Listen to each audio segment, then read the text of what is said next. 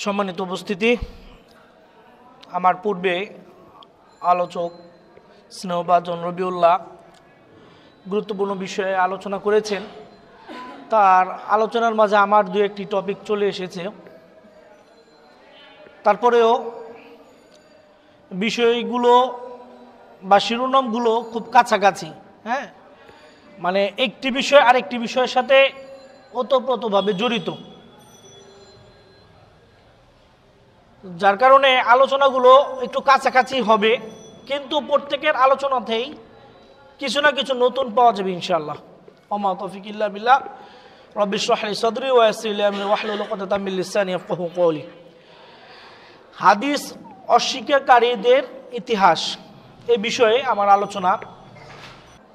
আল্লাহ রাব্বুল আলামিন পবিত্র কোরআনে বলেছেন, ফালা ওয়া রাব্বুক লা ইউমিনু হাত্তা ইউহাক্কিমুক ফিমা শাজারা বাইনাহুম। সেই রবের শপথ যার হাতে আমার প্রাণ রয়েছে, তোমরা ততক্ষণ পর্যন্ত মুমিন হতে পারবে না যতক্ষণ পর্যন্ত না মুহাম্মদ সাল্লাল্লাহু আলাইহি সাল্লামকে তোমাদের সকল বিষয়ের ফায়সালাকারী হিসাবে গ্রহণ না করবে। হ্যাঁ, তোমাদের সকল বিষয়ের ফায়সালাকারীকে, মুহাম্মদকে একজন ফায়সালাকারী হিসাবে গ্রহণ যতক্ষণ পর্যন্ত না করবে ততক্ষণ পর্যন্ত তোমরা মুমিন হতে পারবে না। সূরা নিসা 65 নম্বর আয়াত। উক্ত আয়াত আমাদেরকে কি জানাচ্ছে? যে আল্লাহ রাব্বুল আলামিন তিনি কোরআন অবতীর্ণ করেছেন মুহাম্মদ সাল্লাল্লাহু আলাইহি সাল্লামের উপর।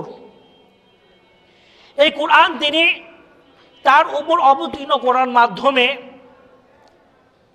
উম্মতে মুহাম্মাদের জন্য ইসলামের মৌলিক বিষয়গুলো জানিয়ে দিয়েছেন।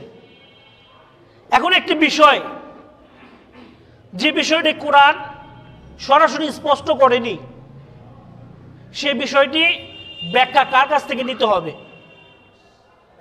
এটার ফয়সালা কে দিবে?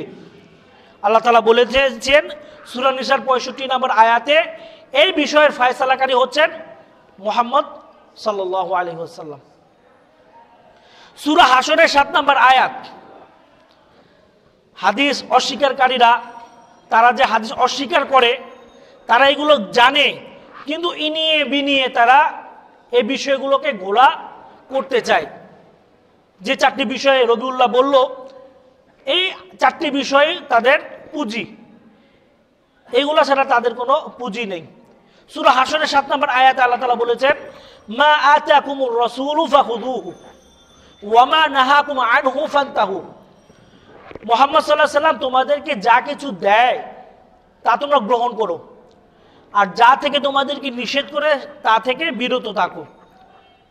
ইবনে মাসউদ রাদিয়াল্লাহু তাআলা আনহু এক নারীকে দেখে বললেন যে তুমি দাঁত চিকন করো, ভুরু প্লাক করো, এগুলো কোরআনে নিষেধ করা হয়েছে। ওই মহিলা ইবনে মাসউদ রাদিয়াল্লাহু তাআলা আনহুকে বললেন, কোরআনের আপাদমস্তক আমার পড়া হয়ে গিয়েছে, কোরআনের শুরু থেকে শেষ পর্যন্ত প্রত্যেকটি শব্দ, প্রত্যেকটি বাক্য আমার জানা আছে, আমি কোথাও এই ধরনের কথা পাইনি। আব্দুল্লাহ ইবনে মাসউদ রাদিয়াল্লাহু তাআলা বললেন, মা আতাকুমুর রাসূলু ফাখুযুহু ওয়া মা নাহাকুম আনহু ফান্তাহু। যে রাসূল সাল্লাল্লাহু আলাইহি ওয়াসাল্লাম তোমাদেরকে যা কিছু দিয়ে যায়, যা কিছু আদেশ করে, সেটাকে তোমরা গ্রহণ করো, যা থেকে তোমাদেরকে বিরত থাকতে বলে তা থেকে তোমরা বিরত থাকো। তাহলে আল্লাহ রাসূল সাল্লাল্লাহু আলাইহি ওয়াসাল্লাম কি বলেছেন? যে ওই সমস্ত নারীদের, ওই সমস্ত পুরুষদের উপর আল্লাহ লানত, যারা দাঁত চিকন করে, ভুরু প্লাক করে এবং শরীরের বিভিন্ন জায়গায় অঙ্কন করে, যেটাকে বর্তমান আমাদের জামানায় ট্যাটু বলে আখ্যায়িত করা হয়েছে। তাহলে এই আয়াত আমাদের মাঝে স্পষ্ট করে দিচ্ছে যে হাদিস অস্বীকারের কোনো সুযোগ নেই। হাদিস ছাড়া মুসলমান এবং বিশ্ব মানবতা বিকলাঙ্গ হিসাবে এবং বিকলাঙ্গ জাতি হিসাবে প্রতিষ্ঠিত হবে। আচ্ছা, আল্লাহ তাআলা পবিত্র কোরআনকে বলেছেন হুদাল লিন্নাস ওয়াবাইয়িনাতিন মিনাল হুদা ওয়াল ফুরকান। এই কোরআনকে আমি মানুষের জন্য হেদায়েত হিসেবে প্রেরণ করেছি এবং এটা হচ্ছে সত্য এবং মিথ্যার পার্থক্যকারী। এটা কি কাকে বলেছে? আল্লাহ কোরআনকে বলেছে। ঠিক আল্লাহ তাআলা রাসূল সাল্লাল্লাহু আলাইহি ওয়াসাল্লামের ব্যাপারেও বলেছেন যে আপনাকে ওয়ামা আরসালনাকা ইল্লা কাফাতাল লিন-নাস বাশীরা ওয়া নাযীরা, আপনাকে এই মানব জাতির জন্য পরিপূর্ণভাবে আমি প্রেরণ করেছি। আপনি সুসংবাদ দিবেন এবং তাদেরকে ভীতু প্রদর্শন করবেন। শুধু তাই নয়, আল্লাহ তাআলা আরো বলেছেন ওয়ামা আরসালনাকা ইল্লা রাহমাতাল লিল আলামিন, আপনাকে বিশ্ব জগতের জন্য আমি রহমত স্বরূপ প্রেরণ করেছি। যদি কোরআন আমাদের জন্য হেদায়েতের পথ প্রদর্শক হয়, কোরআনটা যদি আমাদের জন্য রহমত হয়, তাহলে যার উপর কোরআন নাজিল হয়েছে তিনি বা তার কথাগুলো আমাদের জন্য কি রহমত নয়? তাহলে এই যে কোরআনের ব্যাপারেই শুধুমাত্র তাদের ভক্তি শ্রদ্ধা, অথচ এই কোরআনকে যারা অস্বীকার, কোরআনকে যারা মানে আর হাদিসকে অস্বীকার করে, তারা এই কোরআনের অনুবাদগুলো কোথা থেকে এলো? এই কোরআনের বুঝগুলো তারা কোথা থেকে পেল? তারা তাদের উস্তাদের কাছ থেকে শুনেছে।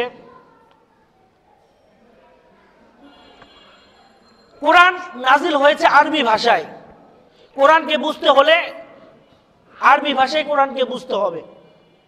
আজকে আপনি ফেসবুকে এসে লাইভে বলছেন যে কোরআন মানতে হবে, অথচ আপনি তো কোরআনের মূল টেক্সট, মূল আরবির যে ভাব গাম্ভীর্যতা আছে, ব্যাকরণের বিষয়গুলো রয়েছে, আপনি তো সম্পর্কে অকিফল না। আপনি কিভাবে কোরআন বুঝবেন? ওই বাংলা কোরআনের আরবি থেকে বাংলা অনুবাদগুলো, শব্দের অনুবাদগুলো, মূল টেক্সটগুলো থেকে কোরআন বোঝা যাবে? এই মোবাইলটা আমি আবিষ্কার করলাম, এই মোবাইলের খুঁটিনাটির জ্ঞান আমার কাছে থাকবে নাকি যিনি এটাকে কিনে চালাচ্ছেন তার কাছে থাকবে? অবশ্যই যিনি এটাকে আবিষ্কার করেছেন তার কাছে এটার পরিপূর্ণ জ্ঞান থাকবে। কেননা এটাকে ইনস্টল করার জন্য কি কি করতে হবে, কি কি এর ভিতরে মেশিনারি দরকার, এই জ্ঞান নেয়ার পরেই তো তিনি এই মোবাইলটাকে তৈরি করেছেন। ঠিক আল্লাহ রাব্বুল আলামিন মুহাম্মদ সাল্লাল্লাহু আলাইহি সাল্লামকে তার উপর কোরআন নাজিল করার পর ওই কোরআনটা কিভাবে প্রয়োগ করবেন মানুষের জীবনে, এটা আল্লাহ রাসূলকে শিখিয়ে দিয়েছেন। সম্মানিত উপস্থিতি, হাদিস অস্বীকারের সংক্ষিপ্ত ইতিহাস আমরা আলোচনা করছি। তো এই বিষয়গুলো থেকে আমরা বুঝতে পারলাম যে আল্লাহ রাসূল সাল্লাল্লাহু আলাইহি ওয়াসাল্লাম তিনি হচ্ছেন আমাদের জন্য জ্ঞানের উৎস, এবং কোরআনের ব্যাখ্যা গ্রহণ করতে হবে আল্লাহ রাসূলের থেকেই, এবং তিনি হচ্ছেন জীবন্ত রাসূল সাল্লাল্লাহু আলাইহি ওয়াসাল্লাম ছিলেন কোরআনের ব্যাখ্যাকারক। আমরা সামনে আরেকটু ক্লিয়ার করব এই ব্যাখ্যাটা আলোচনা করে। কোরআন রাসূল সাল্লাল্লাহু আলাইহি ওয়াসাল্লামের যুগে কোনো ব্যক্তি সরাসরি রাসূল সাল্লাল্লাহু আলাইহি ওয়াসাল্লামের যে কোনো হাদিস অস্বীকার করেনি। তবে একজন ব্যক্তি রাসূলের ন্যায় নীতির উপরে প্রশ্নবিদ্ধ করেছিল, পরবর্তীতে ওই ব্যক্তির উত্তরসারীরাই ইসলামে খারিজি বা চরমপন্থী ব্যক্তি বা মতবাদের প্রতিষ্ঠাতা হিসাবে পরিচিতি লাভ করে। এছাড়া রাসূলের জীবদ্দশায় কোনো ব্যক্তি হাদিসকে অস্বীকার করেনি বা আল্লাহ রাসূলের কথাগুলো অস্বীকার করেনি। আল্লাহ রাসূল সাল্লাল্লাহু আলাইহি সাল্লাম তিনি কোরআনগুলো যেভাবে সাহাবীদেরকে শিক্ষা দিতেন, হাদিসগুলো এভাবে শিক্ষা দিতেন। কিভাবে? যে আল্লাহ রাসূল সাল্লাল্লাহু আলাইহি সাল্লামের হাদিসগুলো যা রয়েছে তার অর্ধেকের যে বেশি হাদিসগুলো তিনি কি করতেন? সব সময় আমল করতেন। আর এই সরাসরি সাহাবীরা তার আমলগুলো দেখতেন, দেখে দেখে তারা এই আমলগুলো শিখতেন। যার কারণে একজন সাহাবী বলেন যে রাআইতুন নবী সাল্লাল্লাহু আলাইহি ওয়াসাল্লাম হাকাযা ওয়া কাযা, যে আমি রাসূল সাল্লাল্লাহু আলাইহি সাল্লামকে দেখেছি তিনি এই কাজটি এভাবে এভাবে করতেন। ওসমান রাদিয়াল্লাহু তাআলা আনহু কি করলেন? একদিন এক পাত্র পানি এনে ওযু করলেন। ওযু করার পর তিনি কি বললেন? যে আমি রাসূল সাল্লাল্লাহু আলাইহি সাল্লামকে দেখেছি তিনি এভাবে ওযু করেছেন। আর যে ব্যক্তি এভাবে ওযু করবে এবং 2 রাকাত সালাত আদায় করবে তার গুনাহগুলো ক্ষমা করে দেওয়া হবে। সুবহানাল্লাহ। রাসূল সাল্লাল্লাহু আলাইহি সাল্লাম তিনি সাহাবীদের জন্য ছিলেন একজন জীবন্ত মডেল। তাকে পরিপূর্ণভাবে সাহাবীরা ফলো করতেন। এমনকি যে আল্লাহ রাসূল সাল্লাল্লাহু আলাইহি সাল্লাম এক জায়গায় বসে তিনি ইস্তিনজা করছিলেন, একজন সাহাবীর ইস্তিনজা লাগেনি, তারপরেও ওই জায়গাটা বসে ওই জায়গা থেকে তিনি উঠে গিয়েছেন। কারণ কি? এটা রাসূলের প্রতি তাদের ভালোবাসা।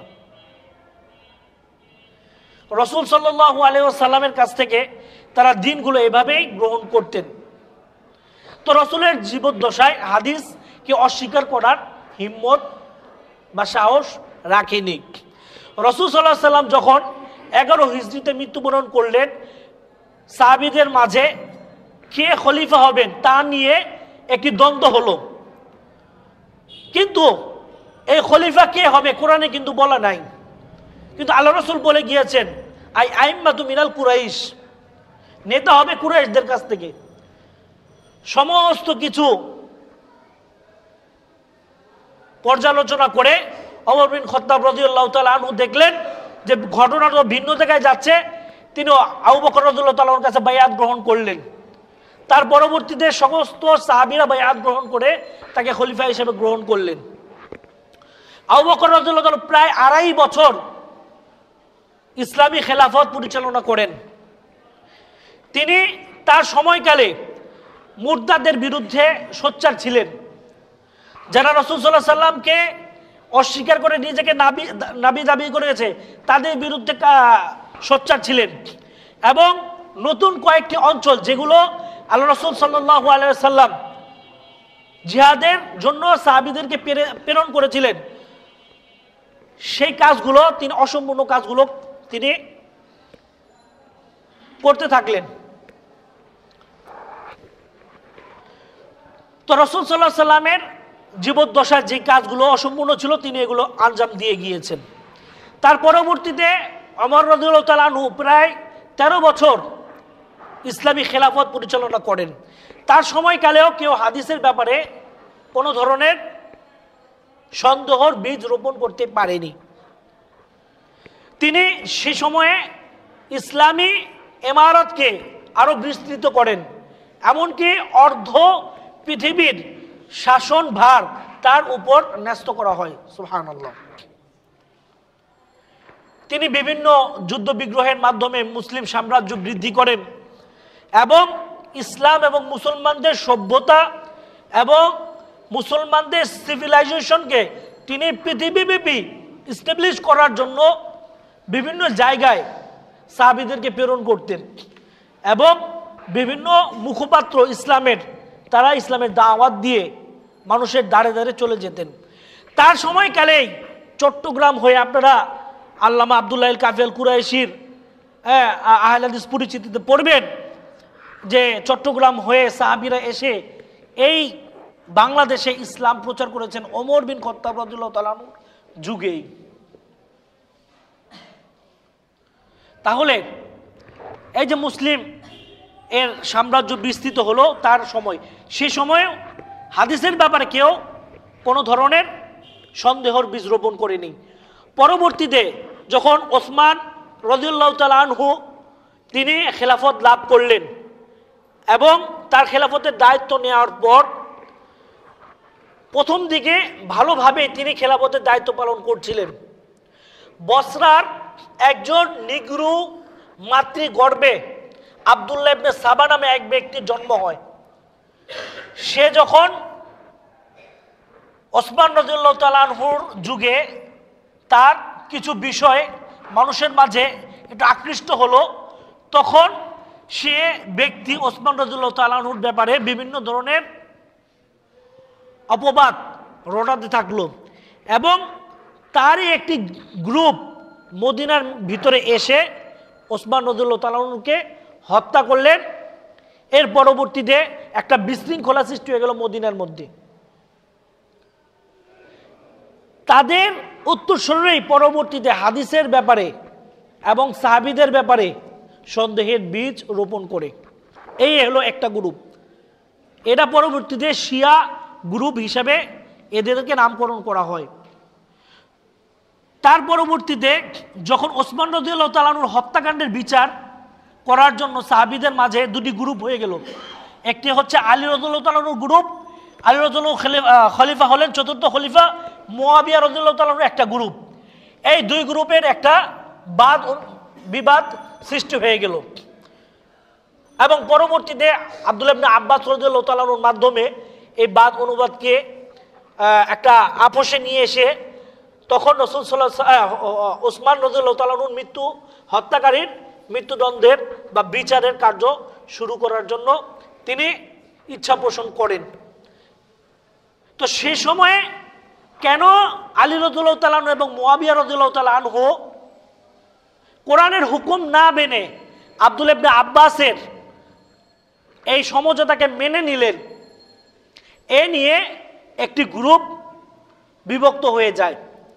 আরেকটি গ্রুপ আলী রাদিয়াল্লাহু তাআলা আনহুর ব্যাপারে অতিরঞ্জিত করতে করতে তারাও আলাদা হয়ে যায়। এক গ্রুপকে শিয়া বলা হয়েছে, আরেক গ্রুপ খারেজি বলা হয়েছে। এই খারেজিরাই পরবর্তীতে তারা হাদিসের ব্যাপারে সন্দেহের বীজ রোপণ করে এবং শিয়ারা তারাও হাদিসের ব্যাপারে সন্দেহের বীজ রোপণ করে।